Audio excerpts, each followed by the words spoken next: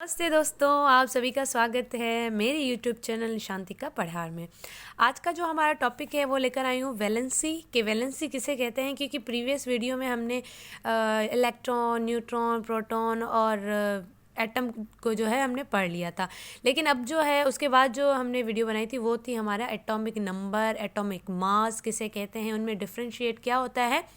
और उसके बाद जो है हमने ले लिया वैलेंसी टॉपिक ले लिया। लेकिन मुझे लगता है कि हमें इलेक्ट्रॉनिक कॉन्फ़िगरेशन वाला टॉपिक लेना चाहिए था, उसके बाद वैलेंसी स्टार्ट करनी चाहिए थी। लेकिन कोई मसला नहीं, वैलेंसी में ही हम लोग इलेक्ट्रॉनिक कॉन्फ़िगरेशन जो है वो डिस्कस कर लेंगे। So let we start. Valency किसे कहते हैं पहले ये समझते हैं, ठीक है। Valency is the power of combining of an atom, ठीक है, कि जो एटम कंबाइंस होते हैं उनकी पावर को जो है हम वैलेंसी कहते हैं with other atoms to form molecule और कंपाउंड। कुछ एटम्स जो है वो मिलकर मॉलिक्यूल्स बनाते हैं या तो कंपाउंड बनाते हैं, मतलब दोनों में कुछ भी वो बना सकते हैं। इट्स अप टू दैम कि वो कुछ भी बनाए, ठीक है। नेक्स्ट इसकी डेफिनेशन, और मैंने सेंटर में लिख दिया है, नेक्स्ट इसकी डेफिनेशन ये भी करेक्ट होगी। द लॉस और गेन एन इलेक्ट्रॉन इज का आल्सो कॉल्ड वैलेंसी। जो अपना इलेक्ट्रॉन लॉस करे, लूज करे या गेन करे उसको जो है हम वैलेंसी कहते हैं। वैलेंसी मीन्स के जो भी लास्ट शेल होता है उसके अंदर हमें कितने इलेक्ट्रॉन्स की नीड होती है, जितने की नीड होगी। फॉर एग्जांपल अगर वो गेन कर कर अपनी वैलेंसी कंप्लीट करना चाहता है तो भी उस पर डिपेंड है, और अगर वो लॉस करके अपनी वैलेंसी कंप्लीट करना चाहता है तो वो भी उस पर ही है। तो वो कैसे करता है वो हम समझते हैं इस डायग्राम में, ठीक है।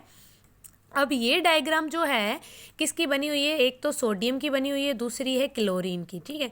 अब पहले तो इस डायग्राम को समझते हैं कि इस डायग्राम का नाम जो है ये हमने बनाया है एटम का स्ट्रक्चर। एटम में हमने पहले भी पढ़ चुके हैं कि सेंटर में जो है न्यूक्लियस होता है, और न्यूक्लियस के अंदर ये मैंने एन और पी शो किस लिए किए हैं कि number of proton and number of neutron. Proton and neutron जो है न्यूक्लियस के सेंटर में पाए जाते हैं, और इलेक्ट्रॉन जो आउटर मोस्ट शेल्स होते हैं उसके अंदर इलेक्ट्रॉन्स होते हैं, ठीक है। अब ये जो मैंने लाइंस बनाई है कि जो फर्स्ट शेल है उसका नाम है के शेल, सेकेंड शेल का नाम है एल शेल, और थर्ड का नाम है एम। मतलब ऐसे फिर वो बढ़ते जाएंगे L M N O P. तो इसी तरीके से इनका नेमिंग है, इसी तरीके से इनकी नेमिंग है। जो फर्स्ट शेल है, अब कुछ लोग क्या करते हैं फर्स्ट शेल इसको समझ लेते हैं, लेकिन ये फर्स्ट शेल नहीं होता है। जो न्यूक्लियस के साथ वाला जो शेल होता है या ऑर्बिट होता है उससे हम लोग फर्स्ट शेल कहते हैं या फर्स्ट ऑर्बिट कहते हैं। अब समझते हैं इस डायग्राम को। अब मैंने यहाँ पर ये जो डायग्राम बनाई है ये बेसिकली इलेक्ट्रॉनिक कॉन्फ़िगरेशन है। इलेक्ट्रॉनिक कॉन्फ़िगरेशन पहले आप इस डायग्राम को समझ लो, उसके बाद जो है उसका जो मेथड है या प्रॉपर जो होता है उसका प्रॉपर वे से जो इलेक्ट्रॉनिक कॉन्फ़िगरेशन की जाती है 2NS 2p6 वगैरह, तो वो बाद में, पहले इसको क्लियर कर लें उसके बाद आपको वो करने में ईजी रहेगा। यहाँ पर मैंने क्या किया, सोडियम का एटॉमिक नंबर लिया, ठीक है। इलेक्ट्रॉनिक कॉन्फ़िगरेशन, एक मैं इंपॉर्टेंट बात बता दूं, इलेक्ट्रॉनिक कॉन्फ़िगरेशन हमेशा एटॉमिक नंबर्स की होती है, ना ही कि एटॉमिक मास, ठीक है। एटॉमिक मास में नंबर ऑफ प्रोटॉन और नंबर ऑफ न्यूट्रॉन दोनों आ जाते हैं, ठीक है। लेकिन जो इलेक्ट्रॉनिक कॉन्फ़िगरेशन होती है उसमें जस्ट नंबर ऑफ प्रोटॉन आते हैं, मीन्स के जितने प्रोटॉन होंगे उतने ही इलेक्ट्रॉन पाए जाएंगे। अब मोस्टली क्वेश्चन ये होता है कि अगर नंबर ऑफ हमने पढ़ा है कि एटॉमिक नंबर में जस्ट नंबर ऑफ प्रोटॉन होते हैं, वहाँ पर इलेक्ट्रॉन की तो बात होती ही नहीं है।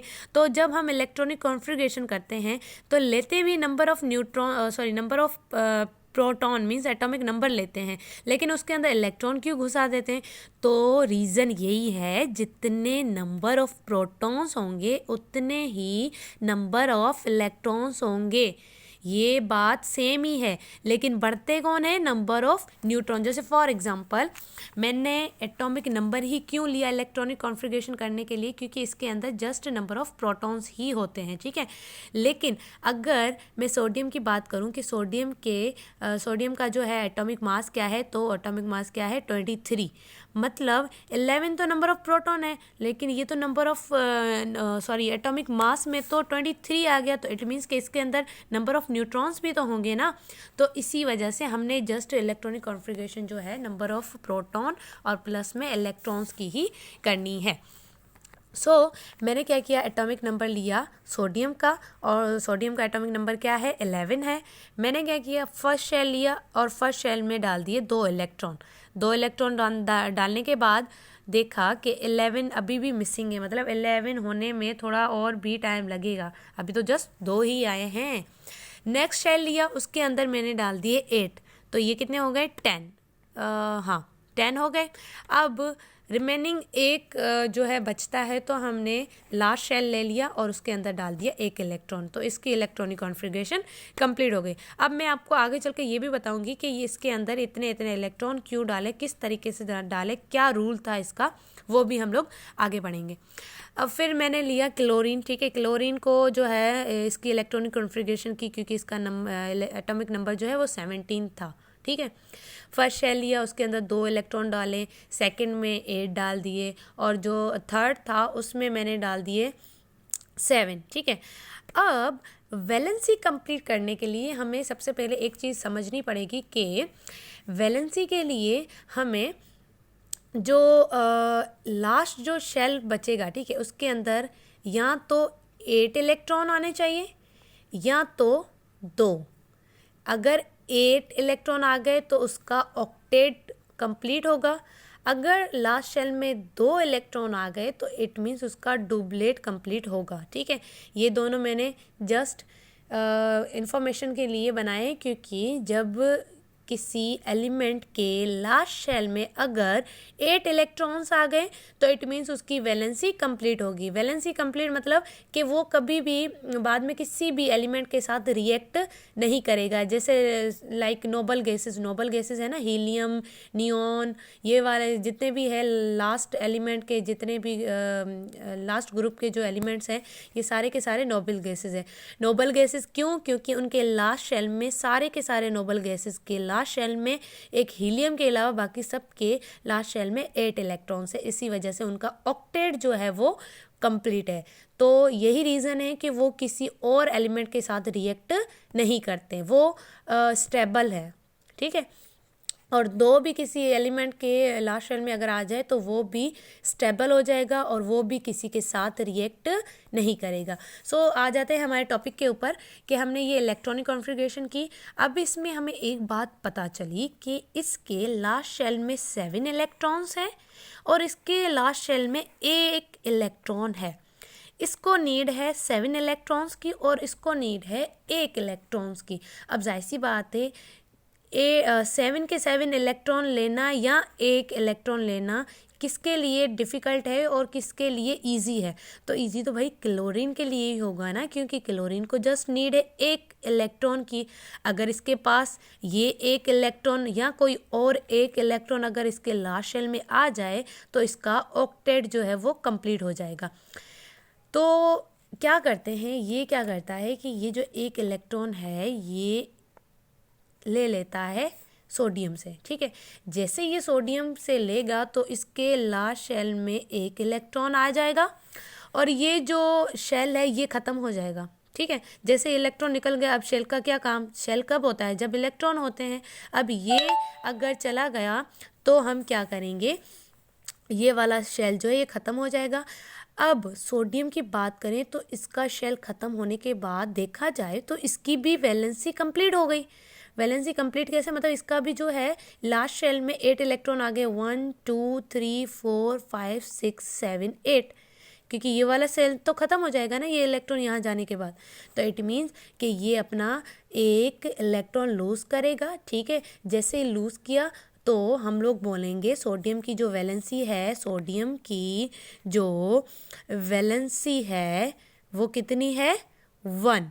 लेकिन अगर सेम बात यहाँ क्लोरीन की करें तो क्लोरीन ने क्या किया, अपना 1 इलेक्ट्रॉन जो है गेन किया, किससे? सोडियम से, ठीक है। तो क्लोरीन की भी अगर बात करें तो क्लोरीन की भी वैलेंसी कितनी होगी? वैलेंसी क्लोरीन की कितनी होगी? 1, क्योंकि इसने कितने इलेक्ट्रॉन लिए? जस्ट 1 लिया और इसने जस्ट 1 लूज़ किया। जितने भी मैंने यहाँ ऊपर बताया हुआ है डेफिनेशन में कि द लॉस और gain an electron is also called valency. अगर इलेक्ट्रॉन लॉस करना या गेन करना उसे भी हम लोग वैलेंसी कहते हैं। तो ये जो है बेस्ट एग्जाम्पल है। अब आ जाते हैं आगे। तो आगे क्या है कि अब हमें पता कैसे चलेगा कि ये जो शेल्स हैं इसके अंदर कितने इलेक्ट्रॉन्स आएंगे। अब इसको फाइंड करने के लिए हम क्या करेंगे, 2n² जो है एक ये फार्मूला है, इसकी मदद से, इसकी हेल्प से जो है हम distribution of electrons in shells by using this formula, इनकी डिस्ट्रीब्यूशन जो है इलेक्ट्रॉन्स की हम इस फार्मूले के तहत हमें फाइंड आउट हो जाएगा कि कौन से शेल में कितने इलेक्ट्रॉन आएंगे। सो ये 2n² हमने ले लिया। अब n क्या है इसके अंदर, n indicates the number of shells. n जो है नंबर ऑफ शेल्स को रिप्रेजेंट करता है कि जितने नंबर ऑफ शेल्स हैं वो वाला नंबर जो है n पर आ जाएगा। कैसे, हम यहाँ पर सॉल्व करते हैं। 2n² मैंने लिख लिया, ठीक है। अब मैं यहाँ पर सोडियम का ही एग्जांपल ले लिया। सोडियम की इलेक्ट्रॉनिक कॉन्फ़िगरेशन कर ली थी, बीच में वही हमने उसको क्या कहते हैं, उसको न्यूक्लियस को डाल दिया, फर्स्ट शेल डाला। अब फर्स्ट शेल में हमें कैसे पता चलेगा कि 2 इलेक्ट्रॉन आएंगे, तो हम इसी फार्मूले को यूज़ करेंगे 2n², ठीक है। 2 का 2, n जो है नंबर ऑफ किसको, शेल को रिप्रेजेंट करते हैं। ये कौन सा भाई शेल है, ये फर्स्ट शेल है, तो हम n की जगह पर 1 डाल देंगे, स्क्वायर का स्क्वायर रहने देंगे, ठीक है। अगेन 2 लिखकर 1 का स्क्वायर कितना होता है, 1 ही होता है, ठीक है। तो 2 1 ज़ा 2 आंसर आ गया। तो इट मीन्स कि फर्स्ट शेल में कितने इलेक्ट्रॉन्स आएंगे, जस्ट 2, ठीक है। इससे ज़्यादा या कम नहीं आ सकते। अगेन सेकंड की बात करें तो अगेन हम सॉल्व करेंगे 2n², और ये 2 का 2, n जो है किसे रिप्रेजेंट करता है, नंबर ऑफ शेल को। हमें किस नंबर की आइडेंटिफाई करना है कि कौन से नंबर की हमें पता, कौन से शेल की पता करना है कि कितने इलेक्ट्रॉन आएंगे। 2 वाला जो शेल है हमें उसका भाई नहीं पता कि कितने इलेक्ट्रॉन आएंगे, तो 2 की जगह पर 2 शेल की n की जगह पर हम 2 लिख देंगे, स्क्वायर सेम रहेगा। 2 का 2, अब 2 का स्क्वायर कितना होता है, 2 2 ज़ा 4, ठीक है। 4 1 ज़ा 4, 4 2 ज़ा 8। अब जो सेकंड शेल है उसके अंदर 8 इलेक्ट्रॉन्स आएंगे, 8 से ना ही ज़्यादा और ना ही ज़्यादा और ना ही कम, ठीक है। ये आगे सेकंड की बात होगी। अब थर्ड की जो है हमें बिल्कुल पता ही नहीं है कि भाई थर्ड में कितने इलेक्ट्रॉन आएंगे, इसी वजह से मैंने डाला भी नहीं है। तो हमने यहाँ पर सॉल्यूशन पहले किया हुआ है कि 2n² लिख दिया। अब उसमें 2 का 2, n जो है किसे रिप्रेजेंट करता है, नंबर ऑफ शेल को।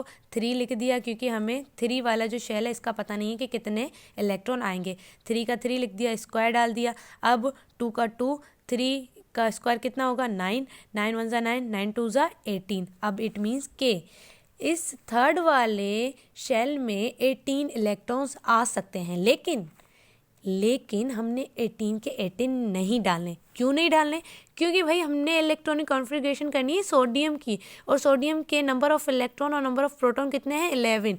10 तो आ गए, 2 इसमें 8 इसमें, ये हो गए 10। अब हमें कितनों की नीड है, जस्ट 1 की, तो हम जस्ट इसके अंदर 1 ही डालेंगे।